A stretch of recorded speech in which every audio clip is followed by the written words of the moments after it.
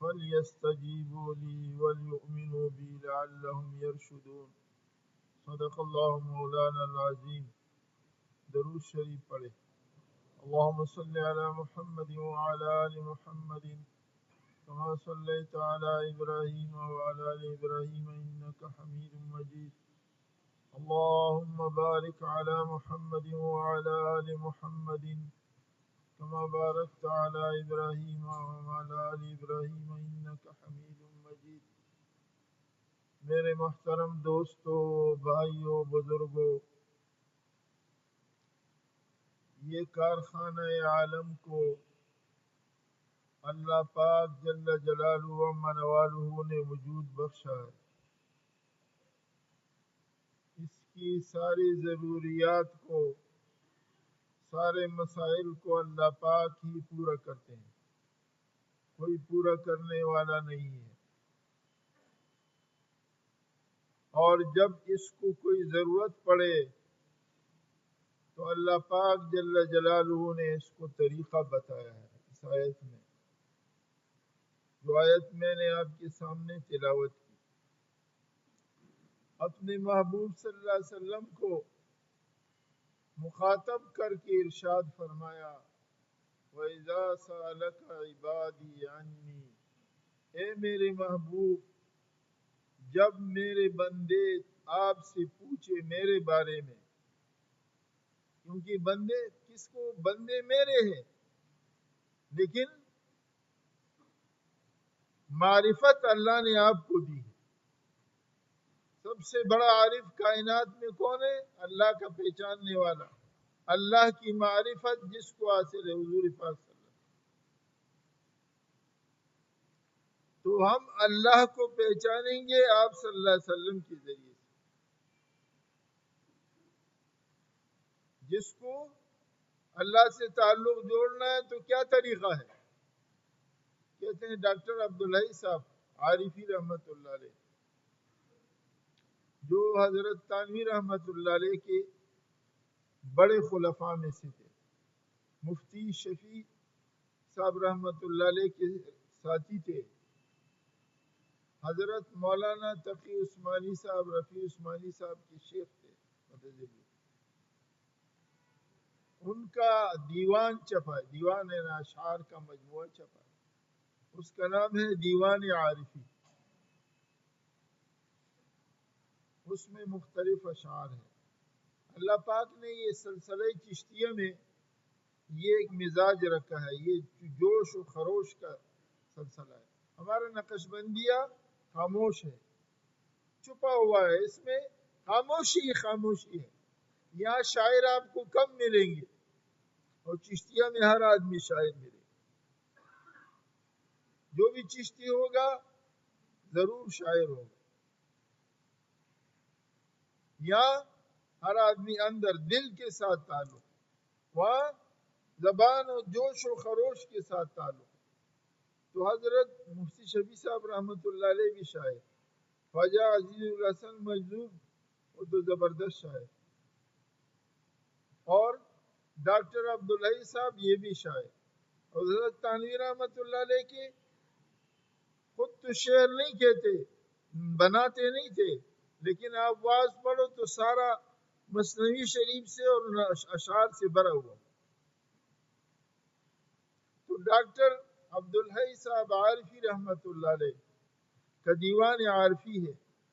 بزرگان دین علماء فرماتے ہیں اس کا مکھن ایک شعر ہے، اس کا مکھن اور خلاصہ ایک شعر پورے دیوان کا۔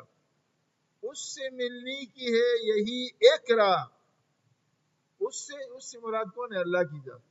اس سے ملنے کی ہے یہی ایک راہ، ملنے والوں سے راہ پیدا کر۔ تمہیں اگر اللہ سے ملنا ہے تو جو اللہ سے ملے ہوئے ہیں ان سے اپنا تعلق قائم کر لو۔ تو اللہ کے سب سے بڑے عارف کون تھے؟ ہمارے آقا و مولا جناب رسول، وہ اللہ کے سب سے بڑے عارف تھے، سب سے بڑے مقرب تھے، سب سے پیارے محبوب تھے، سب سے بڑے تعلق رکھنے والے۔ اس لیے آپ صلی اللہ علیہ وسلم نے فرمایا، میں تم میں سب سے زیادہ عبادت کرنے والا، میں تم سے سب سے زیادہ ڈرنے والا. حدیث شریف میں ایک واقعہ لکھا ہے نا، یہ 3 صحابی آئے، انہوں نے آپ صلی اللہ علیہ وسلم کے بارے میں دریافت کیا حضرت عائشہ رضی اللہ عنہ آپ کی عبادت کے بارے میں. تو حضرت عائشہ رضی اللہ تعالیٰ عنہ نے عرض کیا کہ آپ صلی اللہ علیہ وسلم رات کی کسی حصے میں سوتے، آرام بھی فرماتے، کسی حصے میں عبادت کرتے ہیں، کسی حصے میں اپنے نفس کا اور گھر والوں کا حق ادا کرتے. تو ان تینوں نے اپنے آپس میں مشورہ کیا. کیا مشورہ کیا؟ اپنے نفس سے. یہاں نہیں دیکھا کہ پیغمبر کی اتباع چاہیے، اپنے نفس سے مشورہ کیا کہ آپ صلی اللہ علیہ وسلم تو بخشائے ہیں، اللہ نے آپ کو تو بخش دیا، اور ہم تو گناہ گار ہیں، ہمارے تو ہم سے گناہ بھی ہوتے ہیں، نیکی بھی ہوتی ہے، تو آپ کو تو ضرورت نہیں ہے عبادت کی، اللہ نے آپ کے اگلے پچھلے سارے بخش دیے، لہذا ہم کیا کریں گے؟ ایک نے کہا میں تو ساری رات جاگوں گا، دوسرے نے کہا کبھی سوؤں گا نہیں، عبادت کروں گا. دوسرے نے کہا میں سارے دن روزہ رکھوں گا، کبھی افطار نہیں کروں گا. تیسرے نے کہا میں گھر بار کو چھوڑ کر جنگل کی طرف چلا جاؤں گا اللہ کی عبادت. آپ صلی اللہ علیہ وسلم کی عادت مبارکہ تھی کہ جب گھر میں تشریف لاتے تو پوچھتے کوئی آیا ہے، کوئی نئی بات ہوئی. حضرت عائشہ رضی اللہ تعالیٰ عنہ نے یہ واقعہ سنا. ایسے 3 صحابہ آئے تھے اور انہوں نے آپس میں یہ بات کی. آپ صلی اللہ علیہ وسلم نے فرمایا، بلایا ان کو اور فرمایا انا اعبد الناس عنکم، میں تم میں سب سے زیادہ عبادت اور اللہ کو سب سے زیادہ اس کا قرب حاصل کرنے والا، عبادت کرنے والا ہوں. تم مجھ سے زیادہ عبادت والے نہیں ہو. میں تو سوتا بھی ہوں، اپنے نفس کا حق بھی ادا کرتا ہوں، اللہ کی عبادت کرتا ہوں.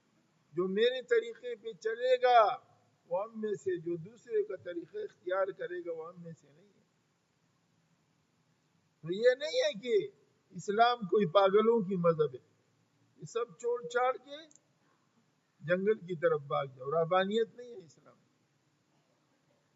یہ قصہ میں نے اس پہ سنا ہے. آپ صلی اللہ علیہ وسلم فرمایا میں تم سب سے زیادہ عبادت کروں. تو میرے دوست بزرگوں بات دوسری طرف چلی جاتی ہے. حضرت ڈاکٹر عبدالحی عارفی رحمت اللہ علیہ کا شعر کیا ہے؟ اس سے ملنے کی ہے یہی ایک راہ، ملنے والوں سے راہ پیدا کر.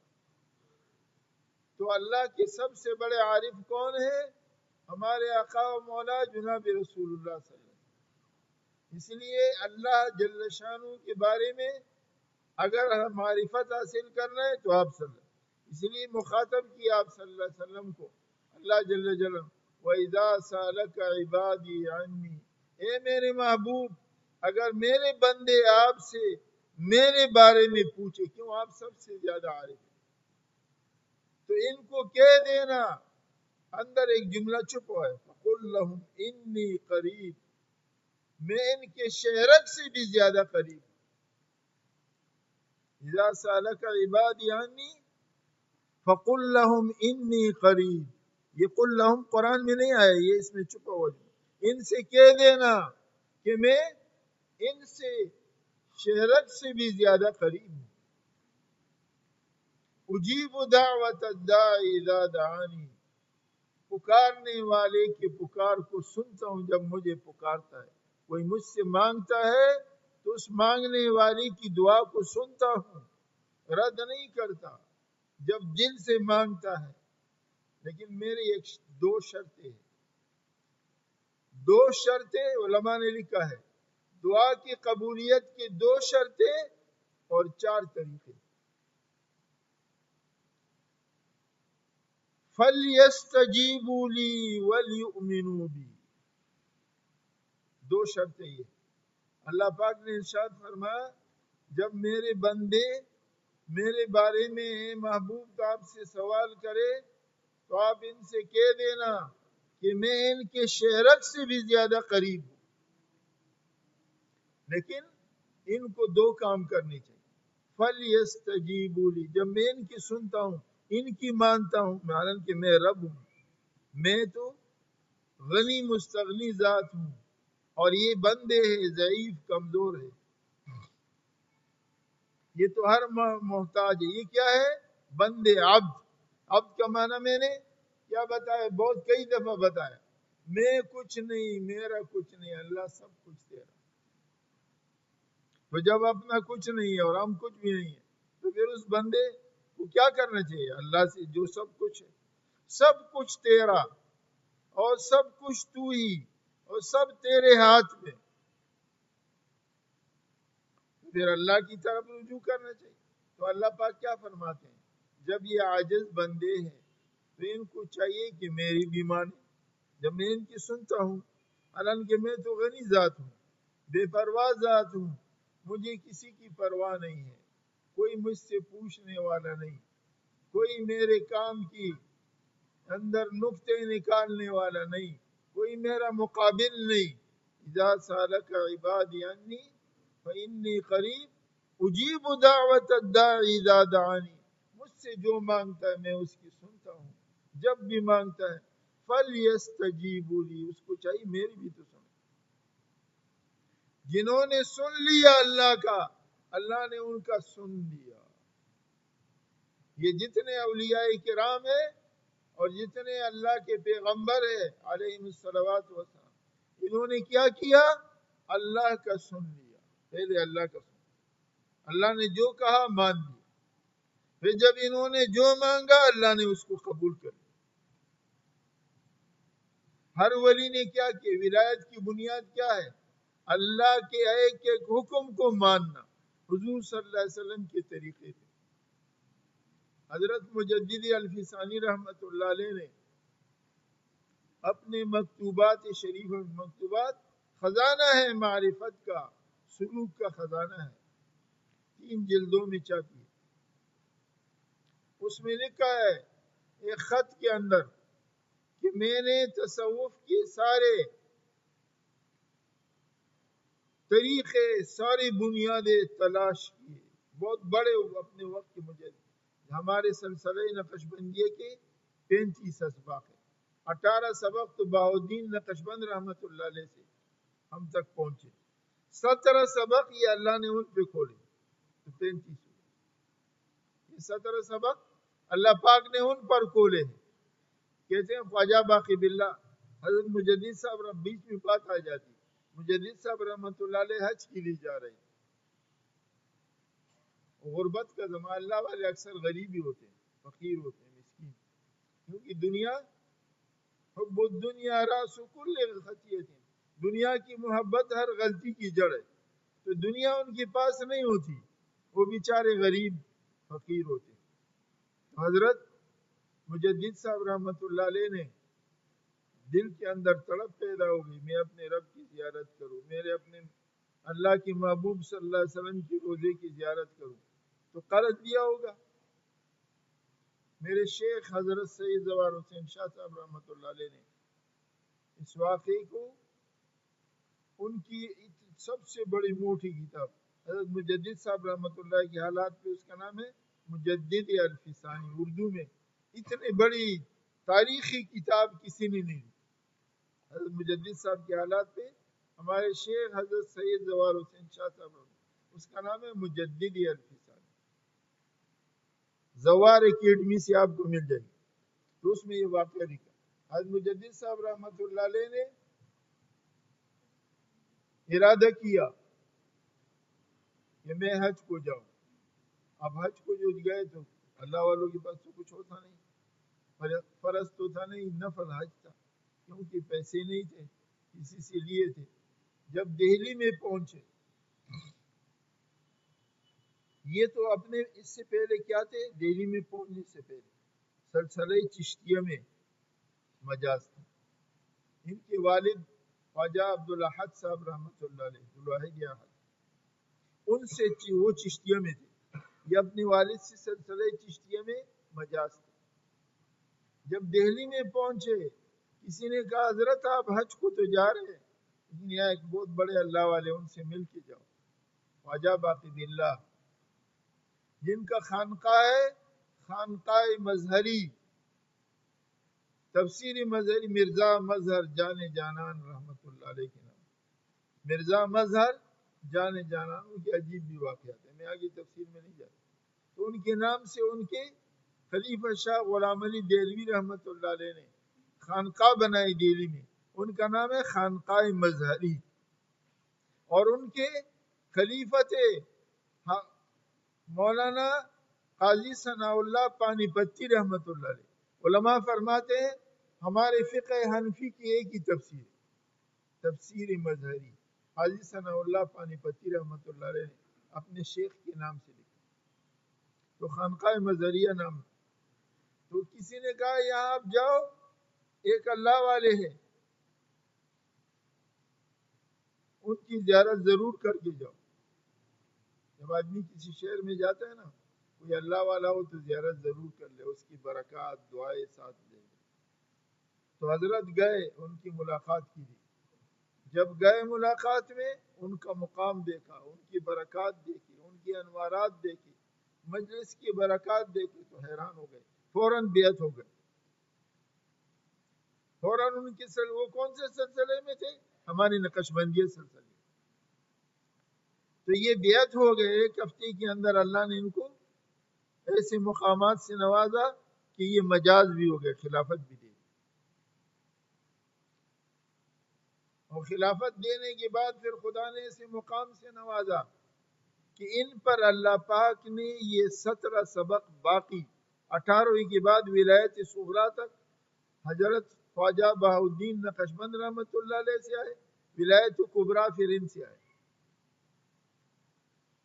ان کے شیخ نے ان کو کہا کہ آپ حج پہ نہ جاؤ، حج فرض نہیں ہے آپ پہ، نفل ہے، اور یہاں اس ہندوستان میں ایک فتنہ اکبر بادشاہ کا آنے والا ہے دین الہیہ کے نام سے، میں نے کشف میں دیکھا ہے کہ اللہ والوں پہ کشف ہوتا ہے، اس فتنے کا علاج اللہ پاک آپ سے کروائیں گے، اس فتنے کا علاج اللہ پاک آپ سے کروائیں گے، آپ چلے جاؤ۔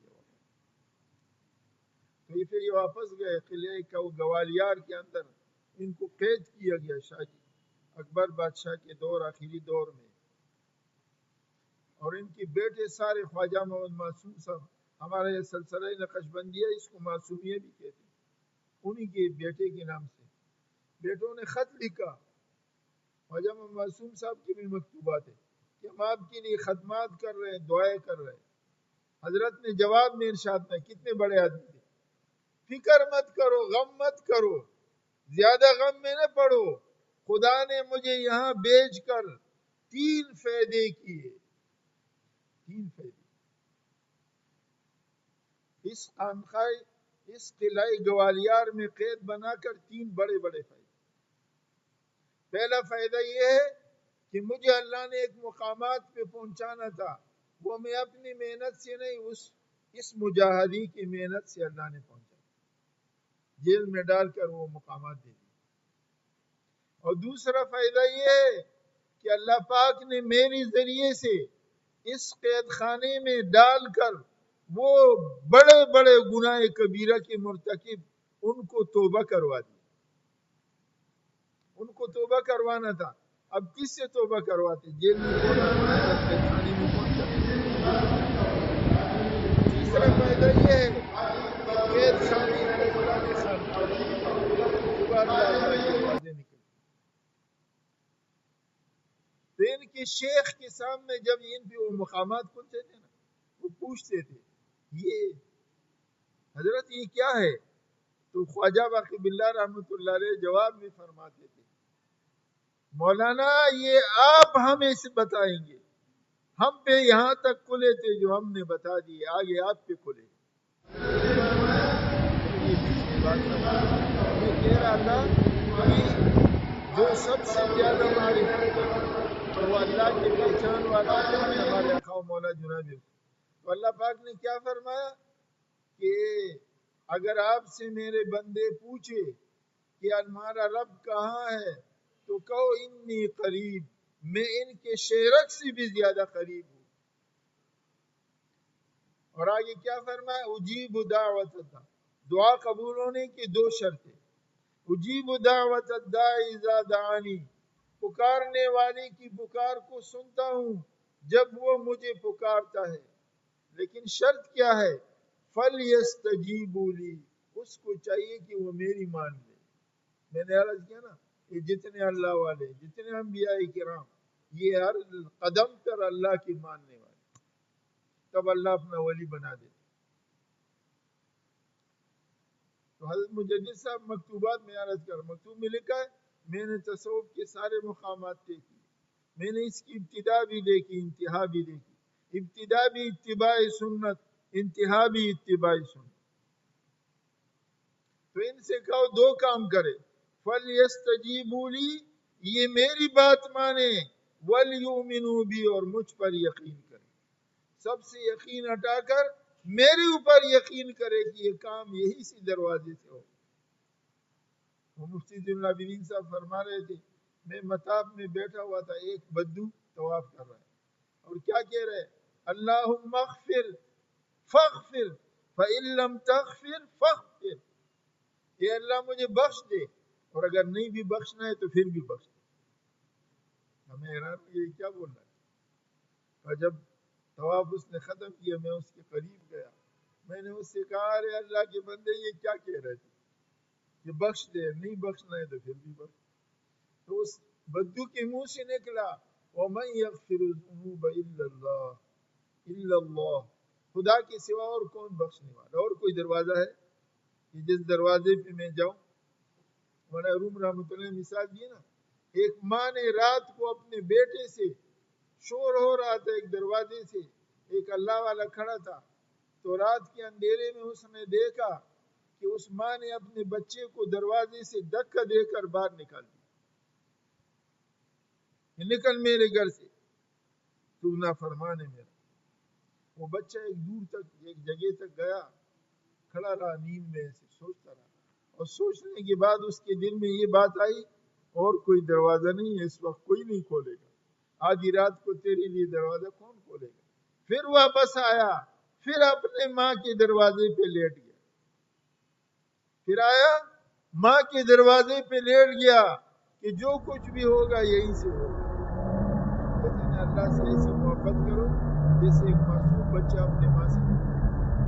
کچھ بھی ہوتے وہ کہتے ہیں ماں، اماں. وہ سمجھتا ہے میرا ہر مسئلہ یہاں سے حل ہو، اماں سے حل ہو. تو تم بھی اپنے اللہ پاک کے ساتھ ایسا تعلق رکھو جیسے وہ معصوم بچہ اپنے ماں کے ساتھ. تو میں عرض کر رہا تھا، بات تو چلی جائے گی، میری بات رہ جائے گی. بنیاد جو مجھے بتانا کہ اللہ پاک سے مانگنے کے لیے دو شرطیں اور 4 صورتیں. 2 شرطیں تو میں نے بیان کی کہ اللہ پاک کیا ارشاد فرماتے ہیں، جب تم مجھ سے مانگنے کے لیے ہاتھ پھیلاؤ تو پہلے یہ دیکھو تم بھی میری مان رہے ہو یا نہیں. تم تو ہو محتاج، میں تو ہوں غنی ذات، تو تم میری مانو، میں تیری مان لوں گا. جب تم میرے دروازے پہ 1 قدم بڑھاؤ گے میں 2 قدم بڑھاؤں گا، تم 1 ہاتھ بڑھاؤ گے میں 2 ہاتھ بڑھاؤں گا، تم چل کے آؤ گے میں دوڑ کے آؤں گا. اللہ جل جلالہ نے کیا فرمایا؟ فَلْيَسْتَجِيبُوا، ایک شرط، تم بھی میری بات مانو میں تمہاری مانوں گا. وَلْيُؤْمِنُوا بِي، اور مجھ پر تم یقین کرو کہ دروازہ ایک ہی ہے، دوسرا نہیں ہے، کسی اور دروازے پہ نہیں جانا ہے. ماں کی طرح جب کہتے ہیں وہ جو عرض کر رہا تھا واقعہ، ماں نے آخر ماں تھی نا، اس کے دل میں تڑپ تھی، بچے کو باہر تو نکال دیا، لیکن آدھی رات کو پھر اس کو اندر جوش آیا، محبت میں جوش مارا، دروازہ کھولا کہ دیکھو میرا بیٹا کہاں چلا گیا. پہلے خود نکالا، دیکھا تو وہ دروازے پہ پڑا ہوا، اس کو اٹھایا اپنی سینے سے لگا دیا، اس بچے کو اٹھایا اور ماں نے سینے سے لگا دیا، آجا میرے پیارے. تو یہ اللہ کی ذات ہے، جب تم اس کے در کو نہیں چھوڑو گے، پکڑے رکھو گے، تو اللہ کہے گا بندے جب تو نے میرے در کو پکڑا ہے میں تجھے کسی کے دروازے پہ محتاج نہیں بنوں. اور قبولیت کی پیارت کر رہا تھا. 4 شکلیں ہیں. سب سے پہلی شکل یہ ہے حدیث شریف میں بھی آتا ہے کہ جو آدمی مانگتا ہے جو مانگا ہے. ہماری مثال اللہ کے سامنے ایسی ہے جیسے بچے کی مثال ماں باپ کے سامنے. بچہ اگر چھری مانگے گا تو ماں باپ دیں گے اس کو. ہمیں نہیں پتا میرے آئندہ کیا آنے والا ہے. میں مثال دیتا ہوں. ایک بادشاہ کو اگر پتا ہوتا کہ میں اس بادشاہت کی کرسی پہ بیٹھ کر سولی کی کرسی پہ لوگ مجھے لٹکا دیں گے تو بادشاہت کی کرسی لے گا. تو صاحب کو اگر پتا ہوتا کہ اقتدار کی کرسی مجھے کہاں لے جائے گی, مجھے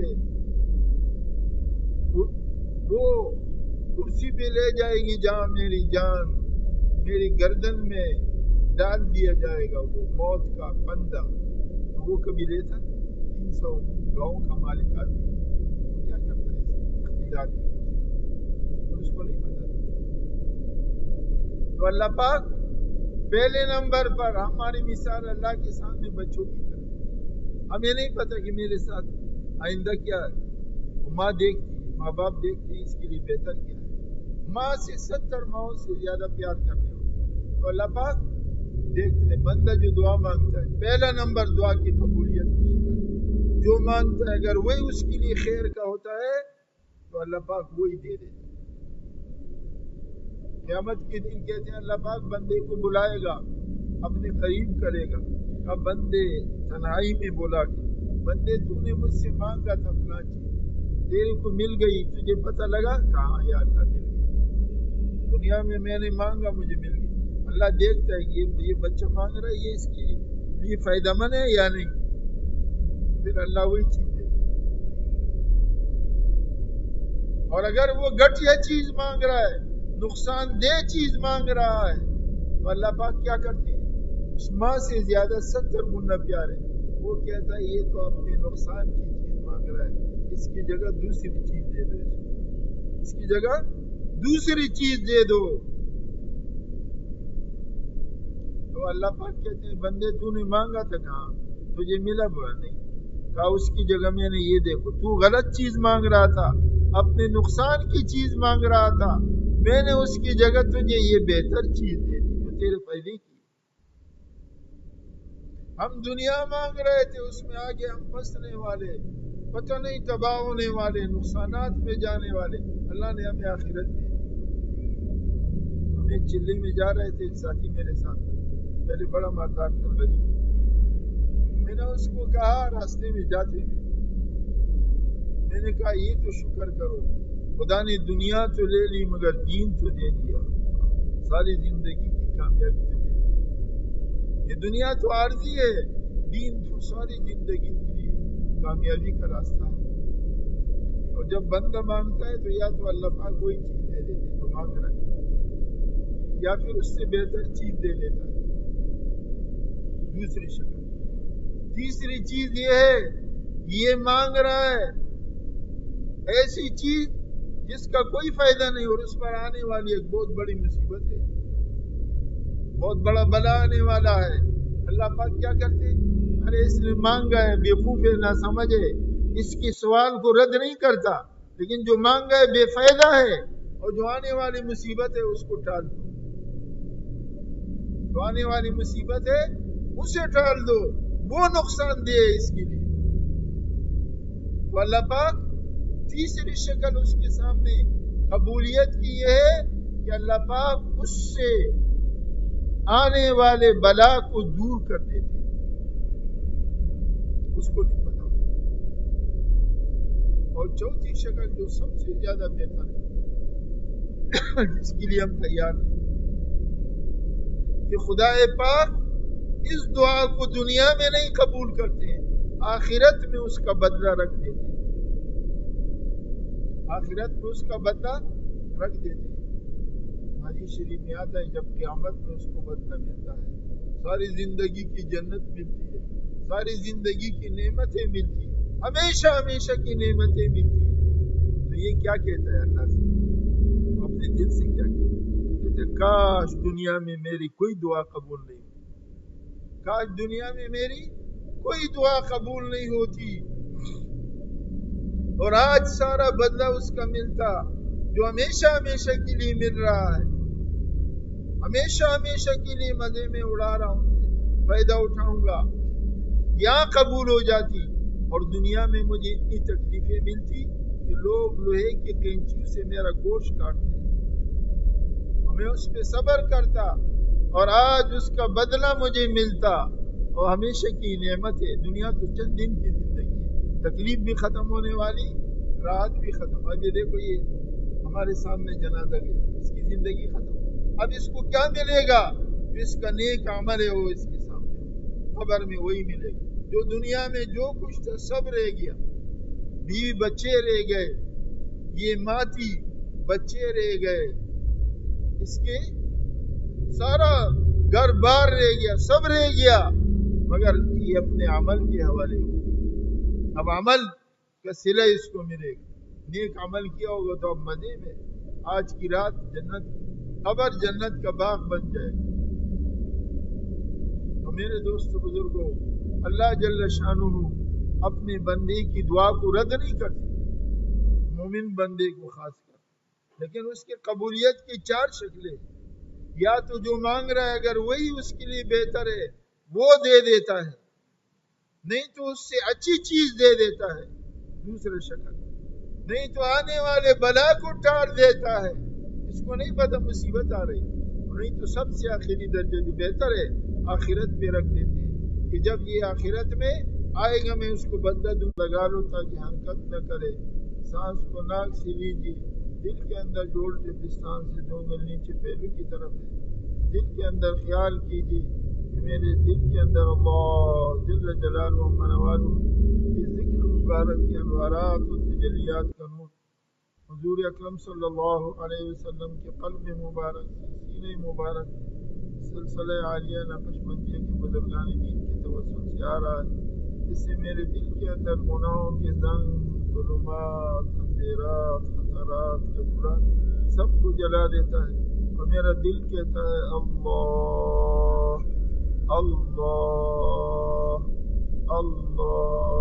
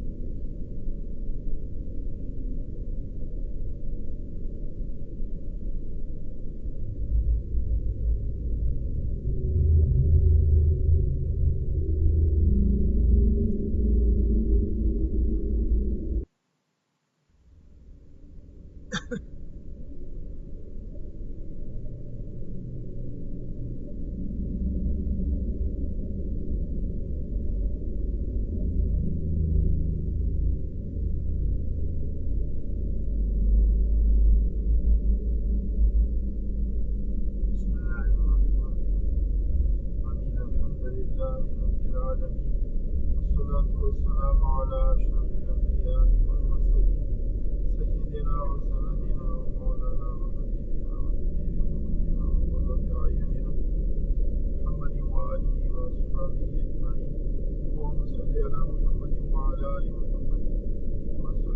على إبراهيم وعلى آل إبراهيم إنك حميد مجيد اللهم بارك على محمد وعلى آل محمد كما باركت على إبراهيم وعلى آل إبراهيم إنك حميد مجيد اے اللہ ہماری صغیرہ کبیرہ تمام گناہوں کو معاف فرما اللہ اپنی رضا والی زندگی نصیب فرما اللہ اپنے قرب و معرفت کی دولت سے ہمارے سینوں کو منور فرما اللہ اپنے قہر و غضب سے ہماری حفاظت فرما اللہ آپ کی ذات عالی کی عظمت محبت ہمارے دلوں میں ایسے راسخ فرما دے کہ سارے محبتوں پہ غالب ہو جائے اللہ شریعت مقدسہ پہ چلنا ہمارے لیے آسان فرما دے اللہ ایک ایک حکم شریعت کا ہمارا طبیعت و مزاج بنا دے اللہ حضور پاک صلی اللہ علیہ وسلم کا صحیح عشق و محبت نصیب فرما دے اللہ اتباع سنت کی دولت نصیب فرما دے اللہ ہمارے اخلاق رذیلہ کو دور فرما کر اخلاق حسنہ سے مبدل فرما دے